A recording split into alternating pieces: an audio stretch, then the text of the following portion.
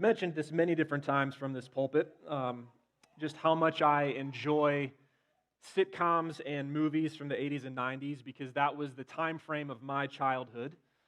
But even if your mileage may vary a little bit on that particular era of entertainment, nonetheless, I think we can all agree on one thing, that one of the best ways to make a solid movie in the 1990s was to at least make sure that it included Nicolas Cage.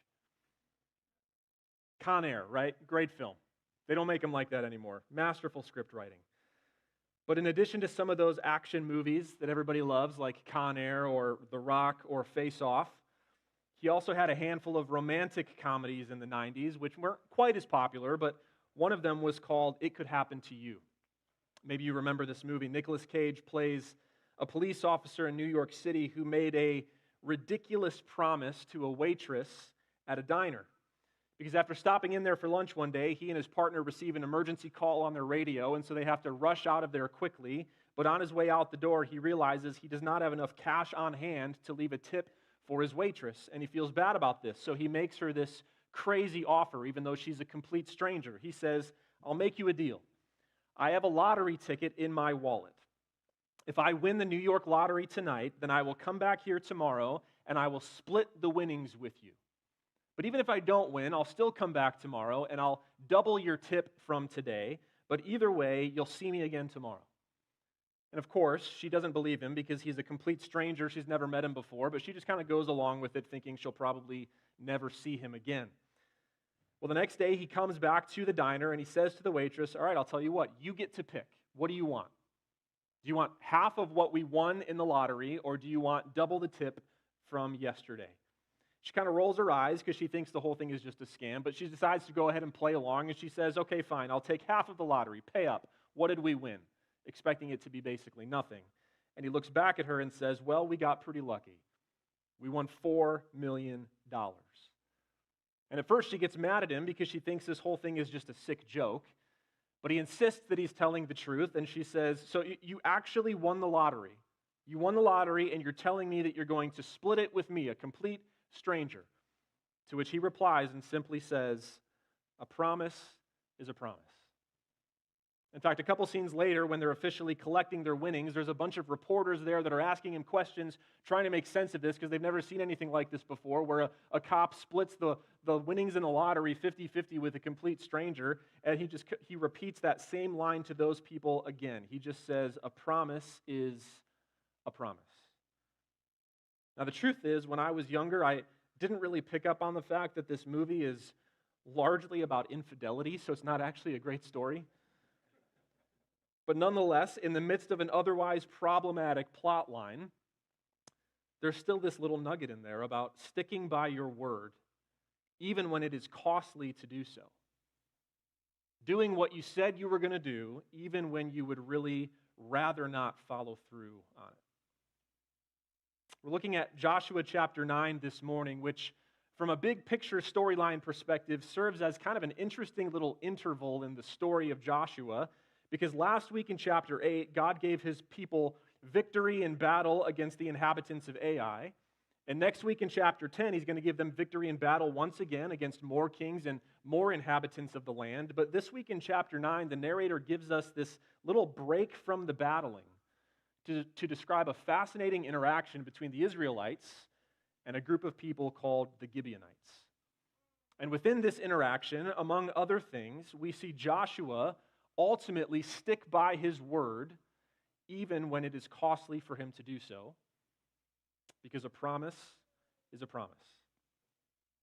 Now, we're going to walk through our passage in two parts today, which are the following: a stupid decision in verses 1 through 15, and a surprising solution in verses 16 through 27. So first, the Gibeonites conspire to trick the Israelites, and they stupidly decide to take the bait. And then second, Joshua and the Israelite leaders have to try to make the most of this messy situation that they have created. So we've got a stupid decision, and then we've got a surprising solution. So we'll go ahead and jump right into part one of our passage, a stupid decision, in verses 1 through 15 of Joshua chapter 9. We're going to read through this again. As soon as all the kings who were beyond the Jordan in the hill country and in the lowland, all along the coast of the great sea toward the Lebanon, the Hittites, the Amorites, the Canaanites, the Perizzites, the Hivites, and the Jebusites heard of this. They gathered together as one to fight against Joshua and Israel.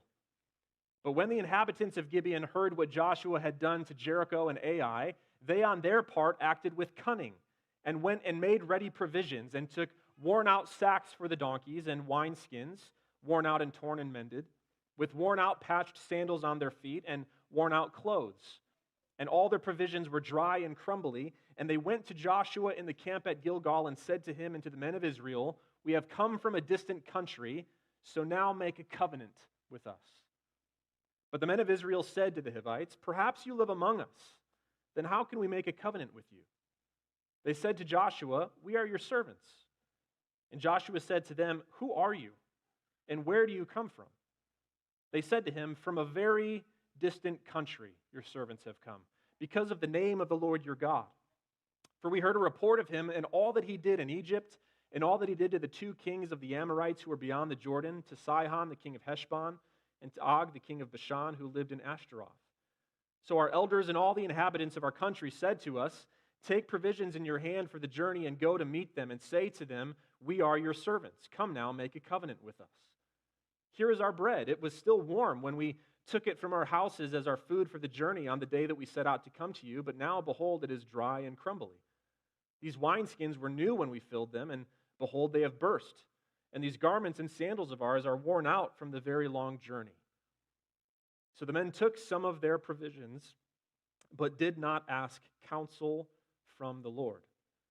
And Joshua made peace with them and made a covenant with them to let them live, and the leaders of the congregation swore to them.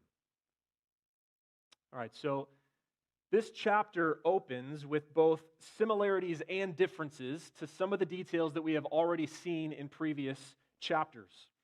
For example, we've already been told on multiple occasions, such as back in chapter 2 and in chapter 5, that the inhabitants of Canaan have been hearing all of these reports about the God of Israel and all that he had been doing, all the way back from the Exodus out of Egypt to the crossing of the Jordan River and everything in between. They've been hearing all these stories about the God of Israel.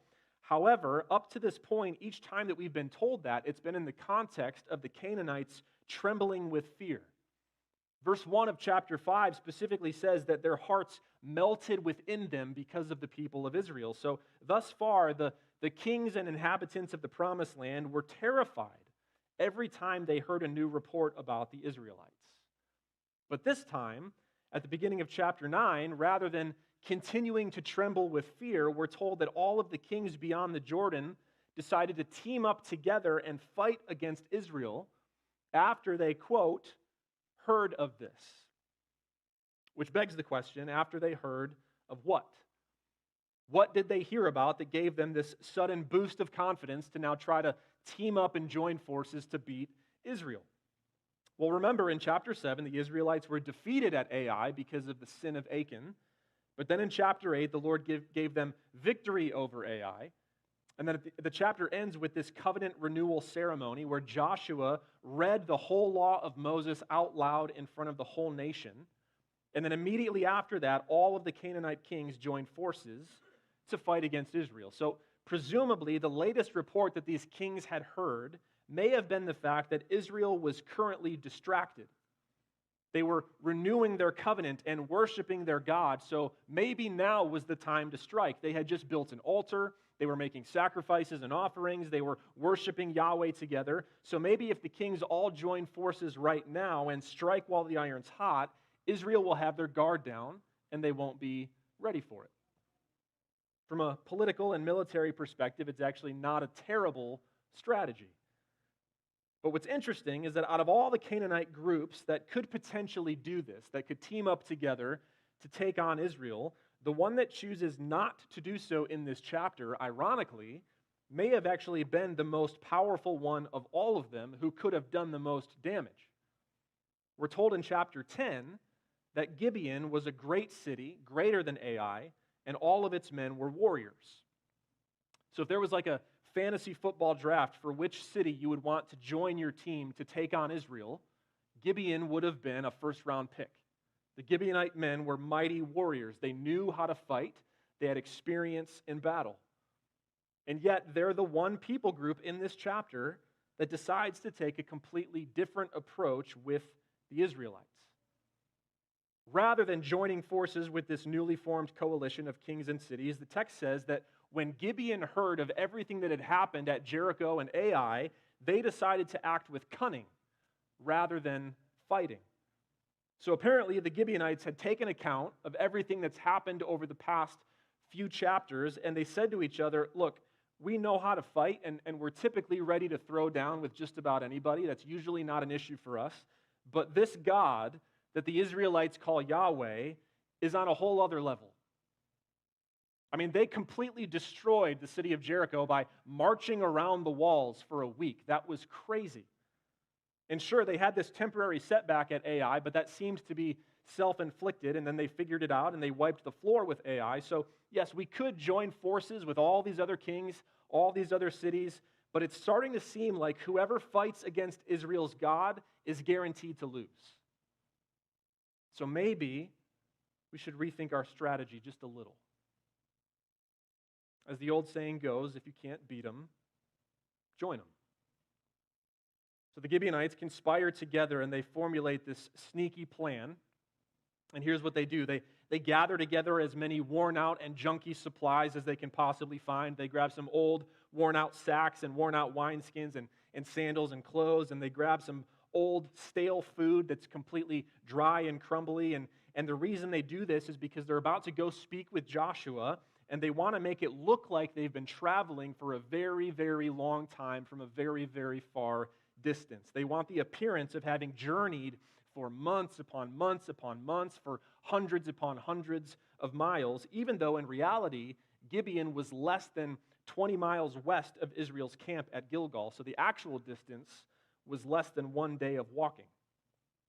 But nonetheless, the Gibeonites, they move forward with their plan by disguising a group of them in these worn-out clothes with worn-out supplies and crusty food, and they go see Joshua at Gilgal and say to him, "We have come from a distant country, so make a covenant with us." Now, the specific strategy that the Gibeonites use here is actually much craftier than initially meets the eye. There's some real game planning going on here. In fact, this has caused many commentators to wonder if maybe somehow some of the inhabitants of the land of Canaan had been learning about some of the Israelite laws that had been written down by Moses. Because in Deuteronomy chapter 7, the Israelites are explicitly prohibited from making a covenant with any of the Canaanites in the Promised Land. And God specifically says that if you do so, they will turn your families away from me to worship and serve their false gods, and they will pull you into their sinful, idolatrous, debaucherous way of life. So under no circumstances were the Israelites allowed to make a covenant or a treaty or an agreement with any of the kings or the cities in the land of Canaan. However, in Deuteronomy chapter 20, there were different instructions given for people from faraway cities who were outside of the Promised Land. In those instances, terms of peace can be offered, and an agreement can sometimes be reached, as long as those cities were not trying to make war against Israel. So those laws were slightly different, but the law of Moses was very clear. Under no circumstances could they compromise or make a covenant or an agreement with any of the Canaanite cities, but under select circumstances, they could make a covenant or an agreement with faraway cities outside of Canaan. And that being the case, commentators wonder if maybe the Gibeonites knew about these laws, because they specifically went to great lengths to disguise themselves as distant, faraway travelers before going to Joshua and then telling him, "We have come from a very faraway place, so please, let's come to an agreement of some kind. Make a covenant with us." It's almost as though they knew that Israel had this different set of laws for making treaties with faraway cities than they did for cities within Canaan. But regardless of whether or not they knew those details or not, their sneaky plan is fully in motion. But the initial response they receive from the men of Israel is definitely one of skepticism. The men say, "Well, how do we know that you came from far away? How do we know you don't actually live right here? And if you do live right here, we can't do that. We can't make a covenant with you. So at first they're careful, they're measured, they're skeptical, they don't want anyone to pull one over on them. So the start of this interaction is actually pretty good for them. But unfortunately, the conversation that follows just kind of reads like a sad comedy, because there's no way it should have been this easy to fool them. Joshua asks them, "Who are you? Where are you from?" But they don't even actually answer his question. They just say, "Oh, we've come from a really far away place. You've probably never heard of it. It's one of those one-horse towns, not a lot going on there. It doesn't even show up on most maps. We've come from really, really far away. But reports have slowly made their way over to us about your God, Yahweh, and everything that he did for you back in Egypt and against the kings Sihon and Og in the wilderness, and we just couldn't believe what we were hearing. And we said to ourselves, man, we need to go meet these people. We need to take the best that our land has to offer. We need to grab our best provisions from our faraway country, and we need to go make a covenant with these people. And here, look at the bread that we bought. When we left our house, it was still fresh and warm, but we've been traveling for so long that now it's crumbly and stale. And look at our clothes. When we first left, they were nice and new, but we've been coming from so far away that now they're basically falling off of us because it took us so long to get here. On the one hand, it feels like kind of an obvious scam. But on the other hand, they are actually being somewhat careful with their words, because notice that when they mentioned all the reports that they've heard about, they purposely did not mention the most recent ones of Jericho and Ai, because those events just happened, and they happened very close by. So they made sure to avoid those details because they don't want to undermine their own story and blow their cover. Instead, they specifically only mentioned things that happened a long time ago, very far away, so that it seemed somewhat legit that those rumors maybe had spread to a faraway country. But still, even if they are being somewhat careful with their words, you would think that Joshua, this victorious battle warrior, would be smart enough to see right through this. You'd think he'd be sensible enough not to fall for something like this, and yet we are told that in response to this half-baked story, the men of Israel took their provisions, Joshua made a covenant with them, and swore not to harm them. And I think the craziest part about this is the fact that rather than slowing down and carefully and deeply considering all of this, literally all they did was taste test the stale bread and give it a thumbs up. All it says is the men took some of their provisions, which means after this weird and suspicious story from the Gibeonites, the only thing they did to test their claims was eat some of the crumbly bread. And apparently after doing so, they ate it and they just kind of looked around at each other and were like, yep, tastes old. Joshua, the bread seems pretty old, so it must mean only one thing. They're telling the truth. They came from really far away. And the next thing you know, a covenant is being made. But even though that's the craziest part, that's actually not the saddest part. The saddest part comes in the second half of verse 14, where it says, they did not ask counsel from the Lord. In other words, they didn't pray. This was a completely prayerless decision by Joshua and his fellow leaders in Israel. And in Numbers 27, it mentions the fact that Joshua, as the leader of the nation, was supposed to regularly go to Eleazar the priest to inquire before the Lord for wise decision-making. This was kind of an old covenant version or method for praying for wisdom and guidance with decision-making. This is something he was specifically told to do on a regular basis. Slow down, go before the priest, and inquire before the Lord so that you don't screw up things for the nation. But in this particular instance, instead of doing that, instead of bathing the decision in prayer and asking the Lord for guidance, they put all of their trust in this lame story from some strangers they've never met and in the taste of some moldy bread that easily could have been moldy for any other reason other than traveling from far away. And because of that, they allowed themselves to be duped into violating the law of Moses and entering into a covenant agreement with the Canaanite city, which God explicitly told them never to do because of the egregious, disgusting sins of the Canaanites. So this was a pretty stupid decision, not Joshua's best moment. But as stupid as it was, Joshua and the Israelite leaders, they now have to try to make the most of a messy situation by arriving at a surprising solution. As we continue into part 2 of our passage with verses 16 through 27. We'll go ahead and read through it. At the end of 3 days after they had made a covenant with them, they heard that they were their neighbors and that they lived among them. And the people of Israel set out and reached their cities on the 3rd day. Now their cities were Gibeon, Shephirah, Beeroth, and Kiriath-Jearim. But the people of Israel did not attack them because the leaders of the congregation had sworn to them by the Lord, the God of Israel. Then all the congregation murmured against the leaders. But all the leaders said to the congregation, "We have sworn to them by the Lord, the God of Israel, and now we may not touch them. This we will do to them. Let them live, lest wrath be upon us because of the oath that we swore to them."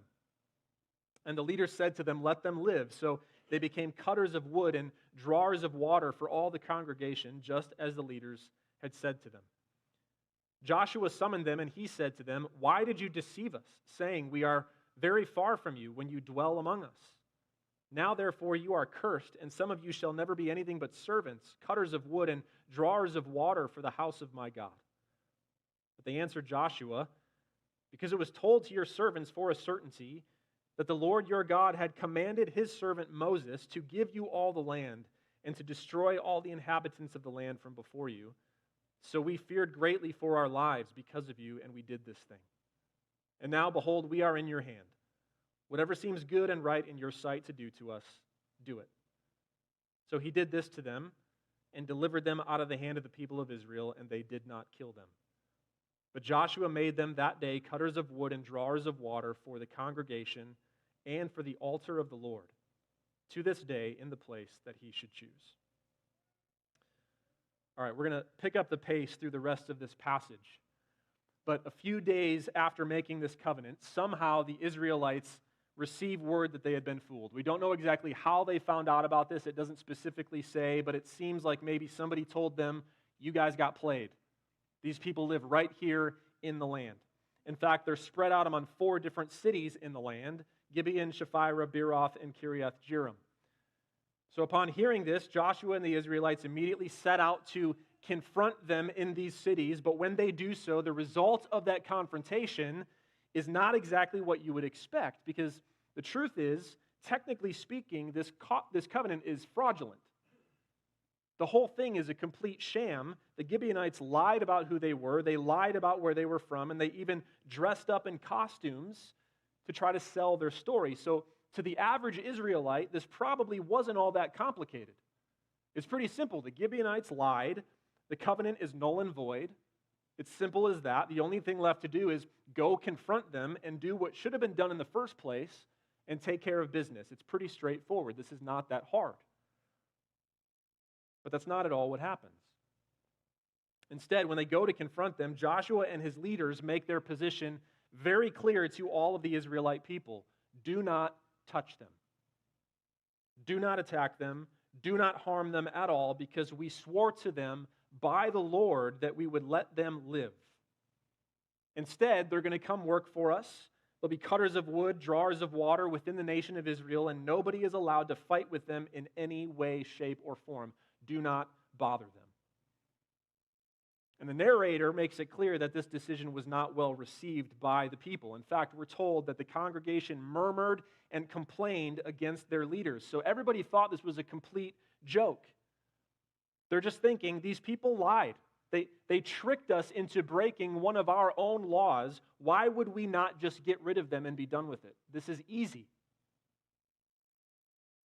But despite his plummeting approval rating as the leader of the nation, Joshua's orders are clear that the Gibeonites are not to be touched.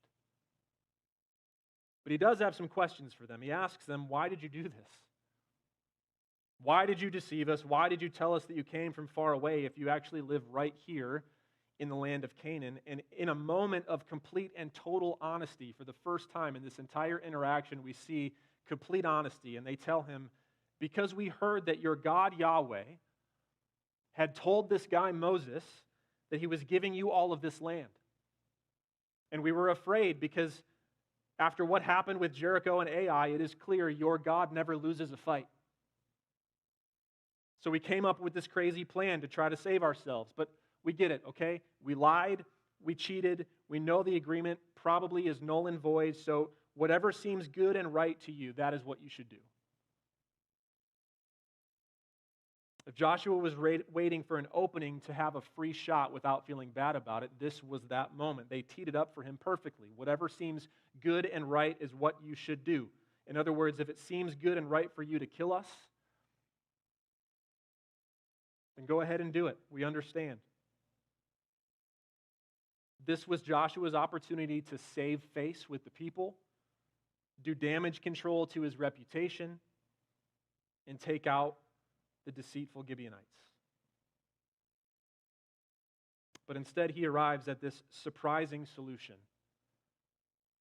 And the last two verses of the chapter say that he did this to them. He delivered them out of the hand of the people of Israel and did not kill them. But Joshua made them that day cutters of wood and drawers of water for the congregation and for the altar of the Lord. So not only did he spare their lives and protect them from harm, but on top of that, he gave them jobs to do for the altar of the Lord, which means that from that day forward, for generations to come, the Gibeonite people were given the distinct privilege and role of tending to the altar for sin offerings within Israel.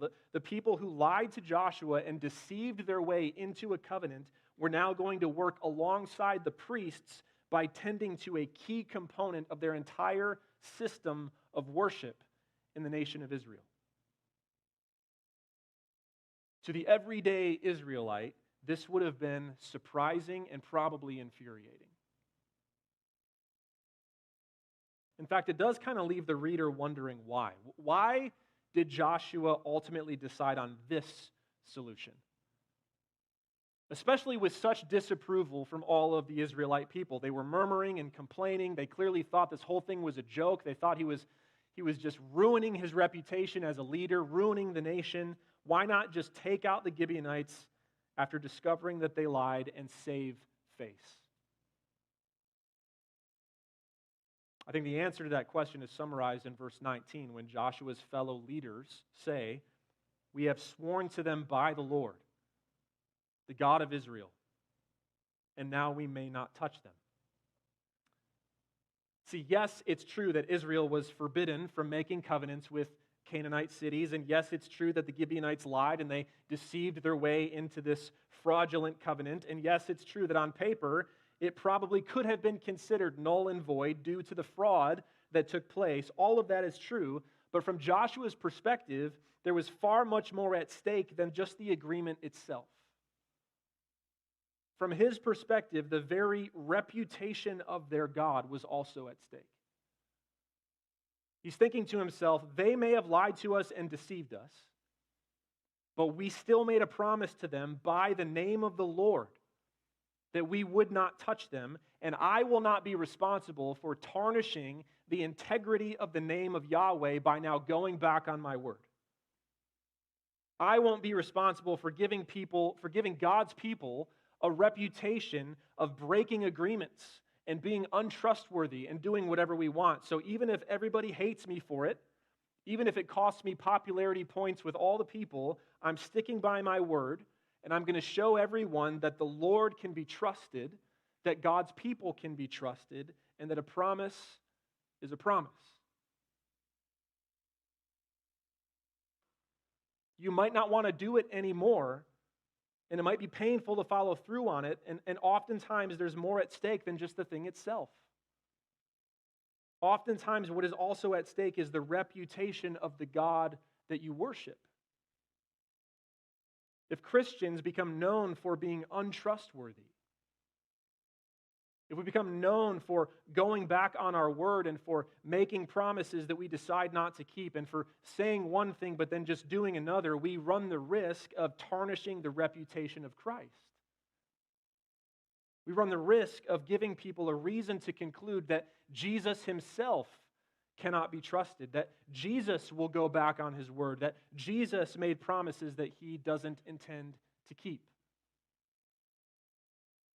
So it's imperative that as Christians, we stick by our word even when it's costly to do so, because according to Psalm 15, one of the characteristics of faithfully following the Lord is to swear to our own hurt and still refuse to change.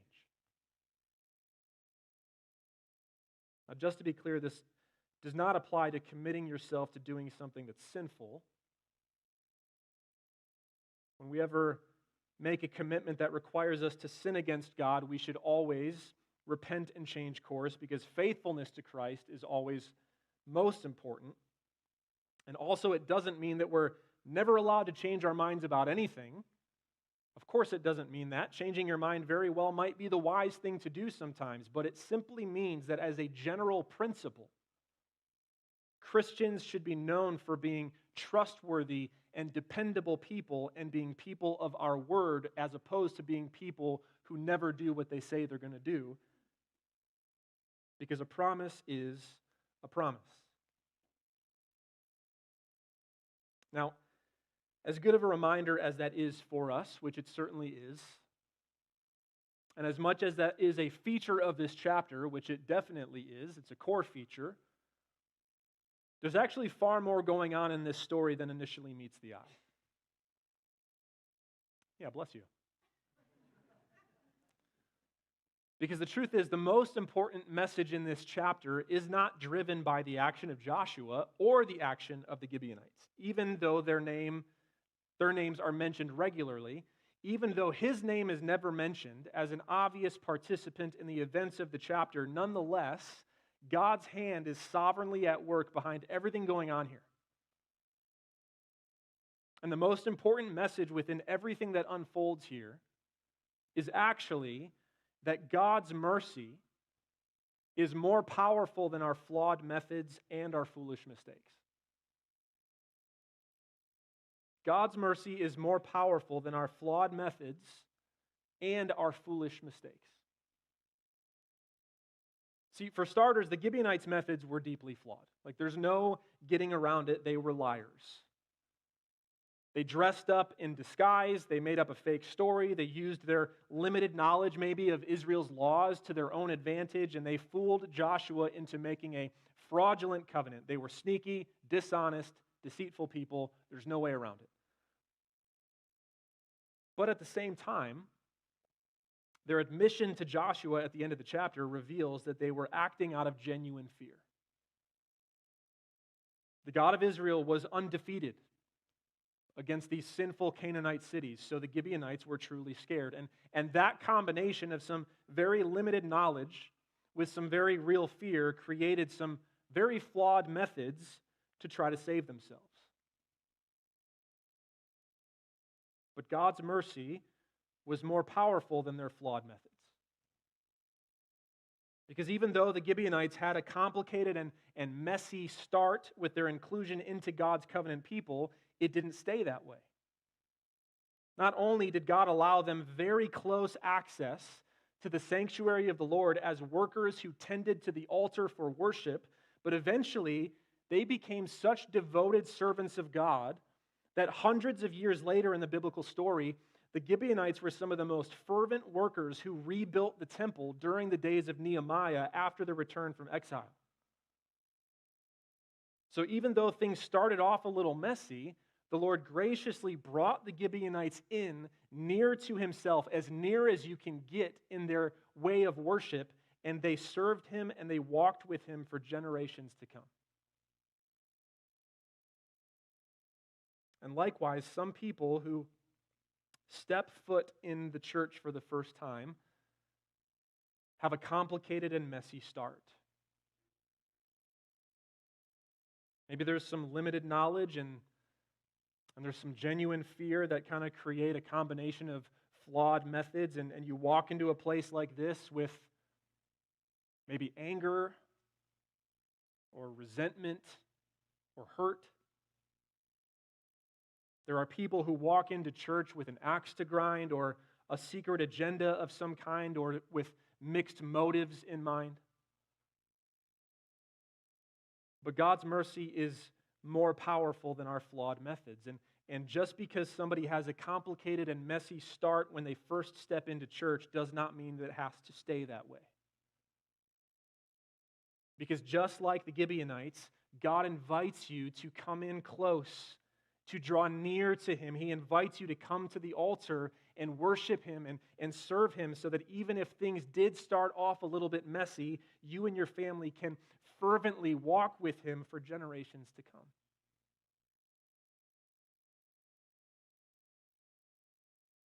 But this chapter didn't just contain some flawed methods, it also contained a foolish mistake.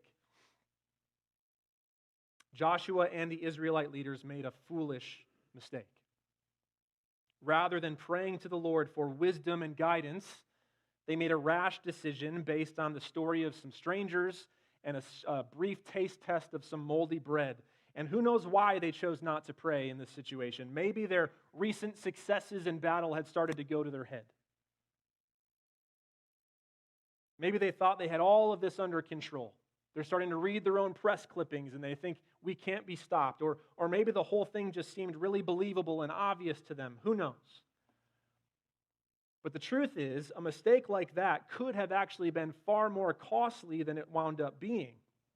If they had allowed a story like this to fool them from a different Canaanite city who had different motives in mind, who wanted to attack them from within, the consequences could have been terrible. So to be this rash and careless and prayerless was extremely foolish.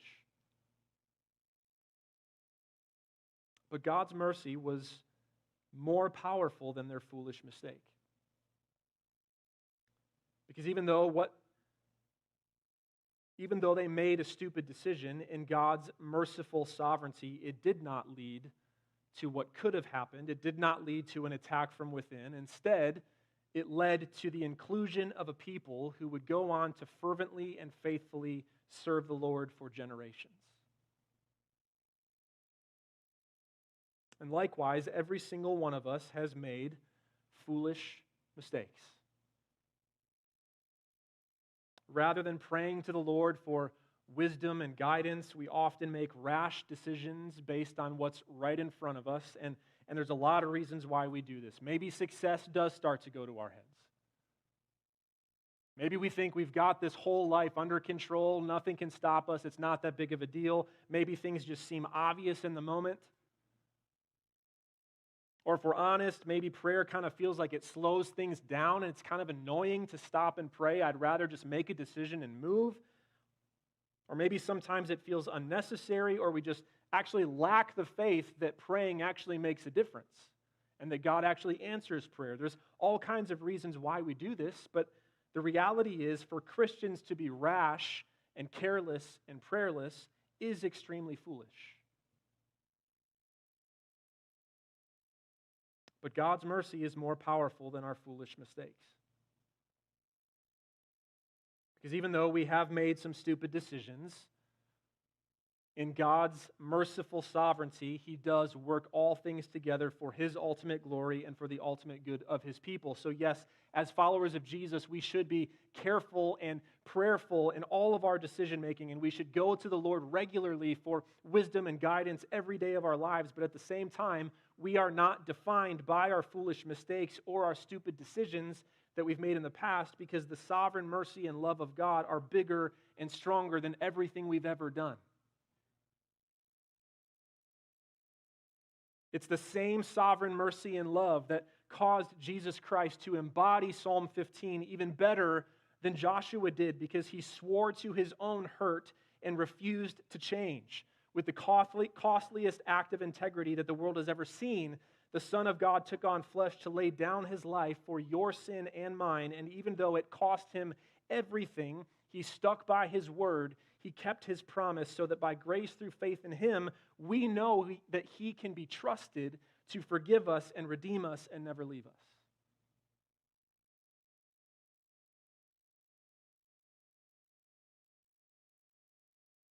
So if you have a complicated and messy start with the church, it's okay, and it doesn't have to stay that way. Because Jesus invites you to come in close. And if you've made some bad decisions in your past, it's okay. It doesn't have to define you, because Jesus is bigger and stronger than anything you've ever done.